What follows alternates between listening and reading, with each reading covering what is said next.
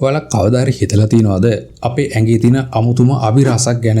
විශේෂයෙන්ම පිරිමි අය දවස අවසානයේ ඇඳුම් ගලවද්දී බුරිය ඇතුලේ පුංචි පුළුන් බෝලයක් හැදිලා තියෙනවා. ඔයාලා අනිවාර්යෙන් දැකලා ඇති. ඉතින් අපි කවුරුත් පුළුන් කන්නේ නෑනේ. මෙහෙම බුරියෙන් පුළුන් එන්නේ. අනිත් එක බුරිය ඇතුලට පුළුන් ඔබන්නේත් නැහනේ. එහෙමනම් කොහෙන්ද මේ පුළුන් බුරිය ඇතුලට එන්නේ? මේක ඇත්තටම ලෙඩක්ද නැත්නම් මැජික් එකක්ද? අද අපි කතා කරන්නේ බුරියේ තියෙන අභිරහස් පුළුන් කැබැල්ල. එහෙමත් නැත්නම් විද්‍යාත්මකව බෙලි බටන් ලින්ට් කියලා හඳුන්වන මේ අමුතු සංසිද්ධිය පිටුපස්සේ තියෙන විද්‍යාත්මක සත්‍යයයි. එහෙමනම් රැඳී ඉන්න කියලා ඔයාලා හැමෝටම ආරාධනය කරනවා වීඩියෝවේ අන්තිම තත්පරය තෙක්.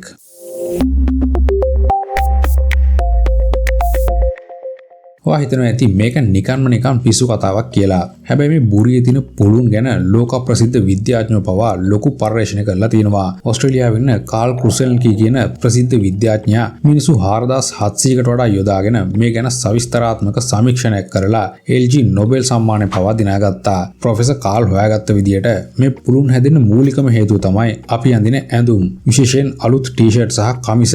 අපි දවස පුරාම ඇවිදිද්දී වැඩ කරද්දී අපේ ඇඳුම් නිරන්තරයෙන් සමමතු පිට ඇතිල්ලෙනවා. මේ නිසා ඇඳුම් වල තියෙන ඉතාමත් සියුම් නූල් කෙඳි ගැලවිලා ගිහින් සම උඩ රැඳෙනවා. හැබැයි ඇඳුම් වල කෙඳි ගැලවුණු පළියටම ඒවා බුරියාස්තට යන්නේ කොහොමද? දැන් ඔයාලට තියෙන ප්‍රශ්නේ ඒක නේද?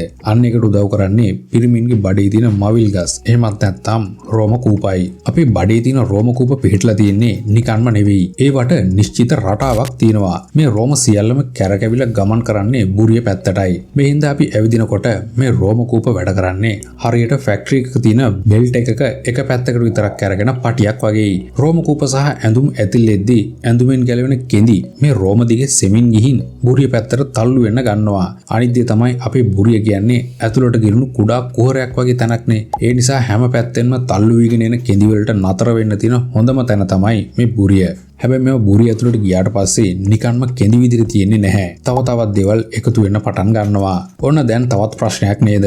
මොනවද අපි මෙච්චර මේ පොඩි බුරිය ඇතුළට එකතු වෙන්නේ කියලා? මෙන්න මේවා තමයි තවත් එකතු වෙන්නේ. අපේ හැමෙන් දවස ගානේ මැරුණු සමේ සෛල ලක්ෂ ගණන් හැලෙනවා. මේ මැරුණු සෛලත් බුරිය ඇතුළට වැටෙනවා. ඒ වගේම අපේ ශරීරයෙන් පිටවෙන දහඩිය සහ සම ආරක්ෂා කරන්න නිපදව වෙන ස්වාභාවික තෙල් වර්ග මේ කුහරේ නැත්නම් බුරිය ඇතුළේ තැන්පත් වෙනවා. අන්තිමේදී ඇඳුම් මැරුණු සමේ සෛල දහඩිය සහ තෙල් ඔක්කොම එකතු වෙලා බුරියේ හැඩයට අනුව කැටි ගහිලා ගිහින් කුඩා පුළුන් බෝලයක් බවට පත් වෙනවා. දැන් ඔයාලට ප්‍රශ්නයක් ඇති මේක පිරිමියට විතරක්ම වෙන දෙයක්ද කියලා? නැහැ. කාන්තාවන්ටත් මේක වෙන්න පුළුවන්. නමුත් පිරිමින්ට වැඩිපුර වෙන්න හේතුව තමයි පිරිමින්ගේ බඩේ රෝම කූප ඝනකමින් වැඩිකම සහ රෝම කූප පිහිටන රටාව. මේ හේතුව නිසා පිරිමියට මේ විදිහට පුළුන් එකතු වීම ඉතාමත් වැඩි. තවත් පුදුම හිතෙන දෙයක් තියෙනවා. ගොඩක් වෙලාවට මේ පුළුන් වල පාට නිල් හරි අලු පාටට හුරු වෙන්න පුළුවන්. ඒකට හේතුව තමයි අපි අඳින නිල් පාට ජීන්ස් හරි වෙනත් ඇඳුම් වල තියෙන කෙඳි මිශ්‍ර වුණාම හරි හැදෙන